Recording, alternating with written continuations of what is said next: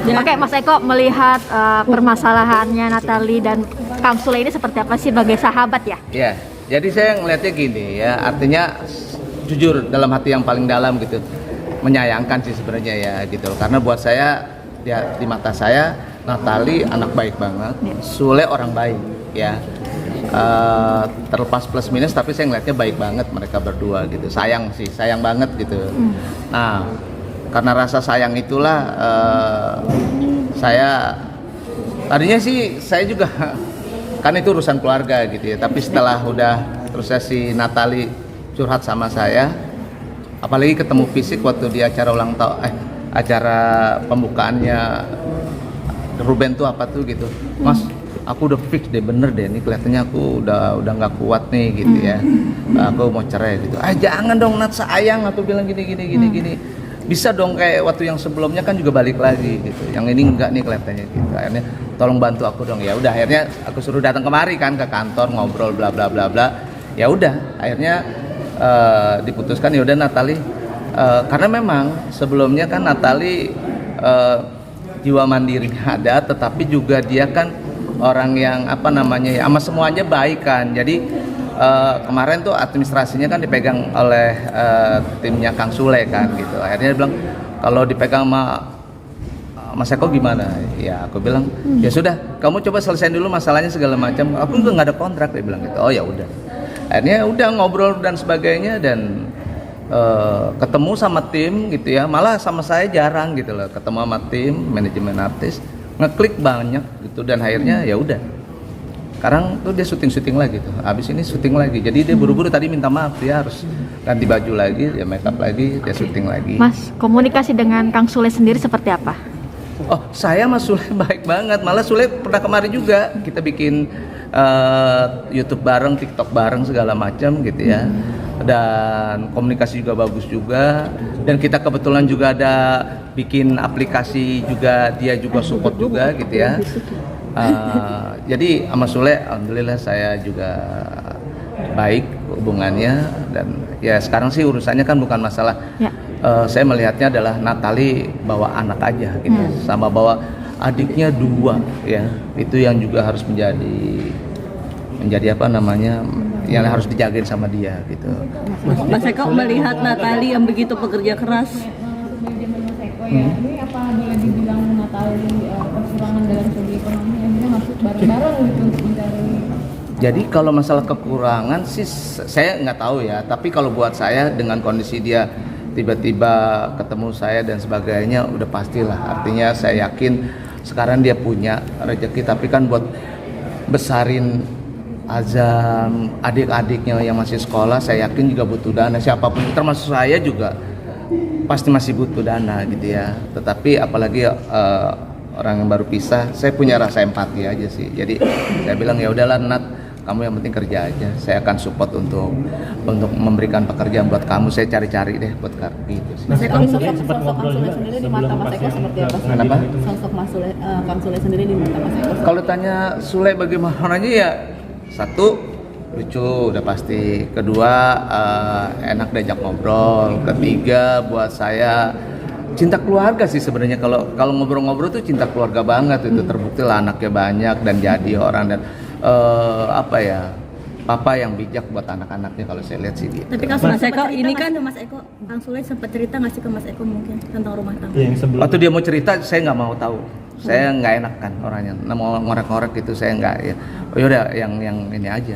Waktu bikin itu juga saya nggak mau nanya tentang hal-hal keluarganya gitu, karena saya nggak enak gitu. Mas Eko ini kan ada Azam juga, maksudnya bareng sama Natali. Mas Sule sendiri ada omongan nggak sih ke Mas Eko, nanti anak gue begini-begini titipan gitu, istilahnya sebagai orang ayah gitu? Ya, kalau untuk sementara keluarga besarnya Natali udah ngubungin saya, kayak misalnya tadi tiba-tiba emang sering telepon, cuma tadi video call sama neneknya, omanya langsung dari Amsterdam. Mas Eko, tolong ya bantu cucuku, dia bilang gini-gini. Cucu apa tadi dia bilang gitu ya, karena kan itu Azam sama Natali. Iya oma, iya oma gitu, nangis omanya tadi. gitu. Jadi emang kalau sama keluarganya saya udah sering komunikasi gitu ya. Mungkin nanti insya Allah lah biarin Natali ngobrol dulu sama Sule gitu ya. Dan pastinya saya nanti kedepannya pasti ngobrol sama Sule juga. Saya pokoknya bagaimana caranya Ajam anaknya Sule dan juga anaknya Natali ini tumbuh kembang dan sehat dan insya Allah lah bisa menjadi yang terbaik. Mas Eko, rate harga Natali sendiri atau mencapai harga fantastis? Iya. Enggak seperti biasa aja. Udah saya samalah kayak artis-artis di sini gitu ya, mengalir aja gitu ya. Saya nggak pakai rate segini enggak gitu. Yang penting adalah satu, setiap ada pekerjaan apapun juga selalu saya komunikasikan ke Natali. Ya, Natali ini ada kerjaan. Mas please ya, aku udah nggak mau kerja yang model-model yang kayak dulu lagi dia bilang segala macam.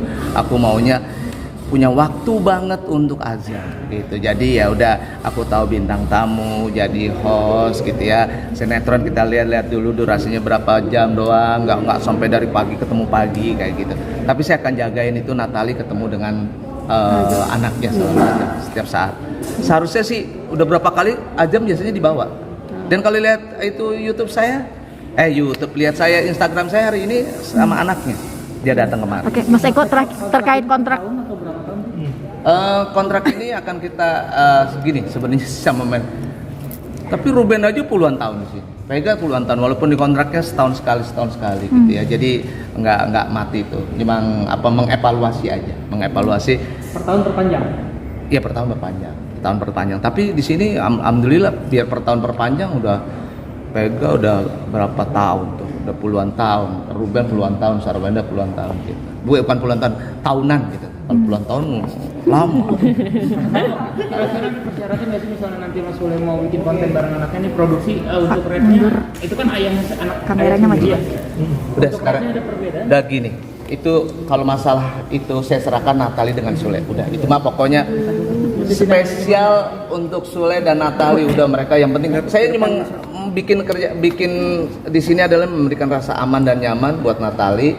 Jadi biar aja kalau untuk ke Sule senyaman-nyamannya Natali dan juga Sule. Gitu. Mas Eko, terkait kontrak Natali kan ini kan publik lagi mengkritisi Natali yang selalu hadir di podcast supaya Natali mungkin tidak ngomong banyak di podcast. Ini gimana untuk kontraknya sendiri?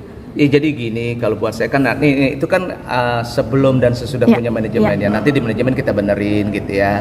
Dan juga kenapa sih dia mau masuk ke podcast yang tadi tuh pertanyaan Mbak tadi gitu. Dia kan pasti butuh sesuatu gitu ya. Artinya ya buat saya sih nanti kita benahin lah.